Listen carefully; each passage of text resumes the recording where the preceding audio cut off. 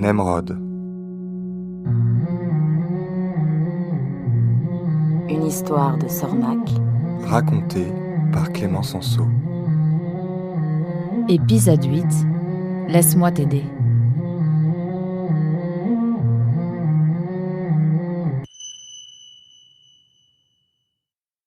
Après le départ de Nemrod pour Belém, Mirko s'était dirigé vers Senonches. Il était arrivé sur place 24 heures plus tard. La ville était sous tension. Des affiches annonçaient l'incendie criminel qui avait détruit la plus grande grange de tournesol de la région. Des affiches préparaient les habitants à un hiver difficile. Elles annonçaient aussi qu'une prime serait versée pour tout renseignement permettant de faire avancer l'enquête. Dans les rues et dans les tavernes, on ne parlait que de ça.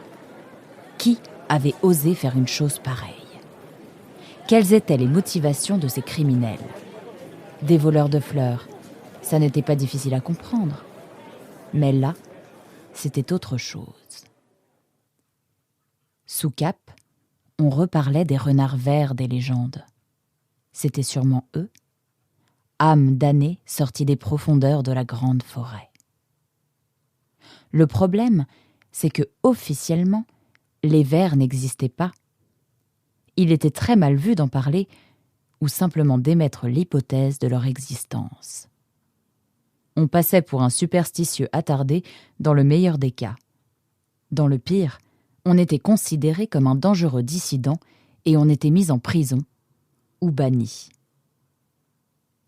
La lutte contre cet ennemi invisible, que l'on n'avait pas le droit de nommer, n'en était que plus compliquée.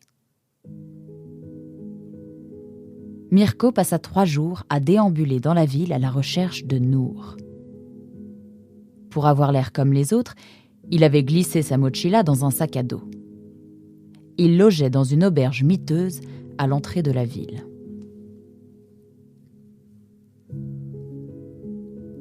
Le 4e jour, il la vit enfin. Elle marchait à côté d'un grand renard, au corps musclé et au regard d'acier. Mirko les suivit de loin jusqu'à leur terrier. La nuit commençait à tomber, il décida de retourner à l'auberge. Le lendemain, avant même le lever du soleil, il était en poste devant chez elle. Après une bonne heure à attendre dans le froid, la porte s'ouvrit. C'était Nour, et elle était seule cette fois. Elle portait un sac à dos qui pouvait être un cartable. Elle se rendait probablement à l'école. Elle n'était pas encore bien réveillée. Son petit museau pointu était encore un peu chiffonné. Mais cela n'entamait pas son charme. Elle avait toujours cette allure fière et cet air canaille qui avait plu à Nemrod et plaisait maintenant à Mirko. « Mademoiselle ?» Nour se retourna. « Vous avez perdu votre mouchoir. »« Mon mouchoir ? Montrez voir ?» Mirko lui tendit un mouchoir en coton beige. « Non, ce n'est pas le mien. Merci. »« Vous êtes Nour ? » ?»« Pourquoi ? » ?»« Je peux vous aider. »« M'aider ? Mais je n'ai pas besoin d'aide. Vous savez qu'une enquête a été ouverte suite à l'incendie de la grange ?» Nour jeta à Mirko un regard noir. « On vous a vu discuter avec un étranger le jour même de l'incendie. Vous risquez d'être interrogé, si ce n'est pas déjà fait. »« C'est déjà fait, et j'ai dit ce que j'avais à dire. Je ne connais pas cet individu.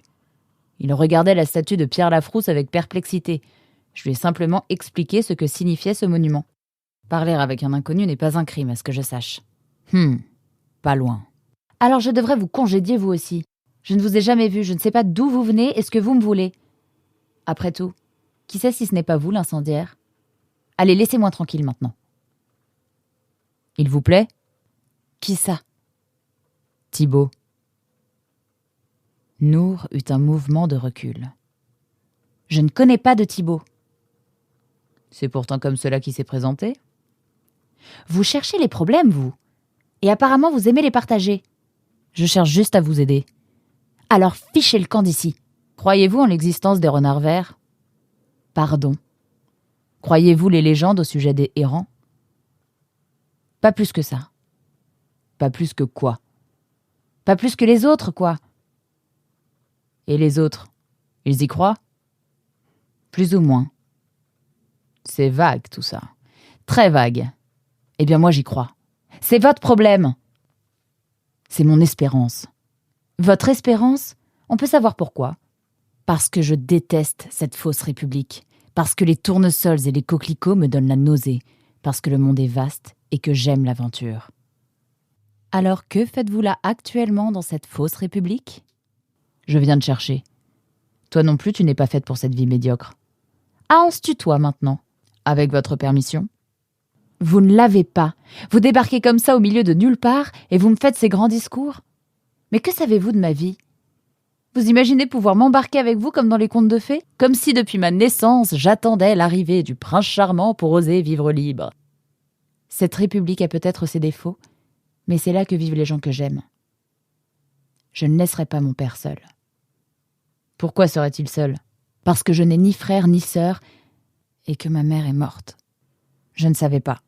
Pardon. Tu ne savais pas ? Évidemment que tu ne savais pas. Tu ne sais rien de moi. Tu ne sais rien de cette ville et de ses habitants. Mais ça ne t'empêche pas de venir m'expliquer ce qu'il faut que je fasse. Alertés par les éclats de voix, 2 gardes s'étaient rapprochés. Qu'est-ce qui se passe ici ? Rien, nous discutons. Vous discutez ou vous vous disputez ? Un peu des deux. C'est votre ami ? Demanda l'un des gardes, en désignant Mirko avec un gourdin. Pas exactement. Alors qui est-ce ? Jeune homme, veuillez décliner votre identité. En un éclair, Mirko s'était emparé du gourdin du garde. Avant que ce dernier n'eût le temps de comprendre ce qu'il se passait, il reçut un grand coup derrière la tête et s'effondra. Son collègue eut le temps de crier pour donner l'alerte, avant de s'écrouler à son tour. « Mais tu es fou !» Je n'avais pas le choix. « Et moi ? Que vais-je devenir maintenant ?»« Suis-moi. »« Je ne peux pas. »« Alors adieu, Nour. Je ne peux plus rien faire pour toi. » Mirko courut 4 heures sans s'arrêter. Il avait toujours été un excellent coureur. Et il était devenu un pisteur hors pair. Une fois dans les bois, il savait qu'on ne le rattraperait pas.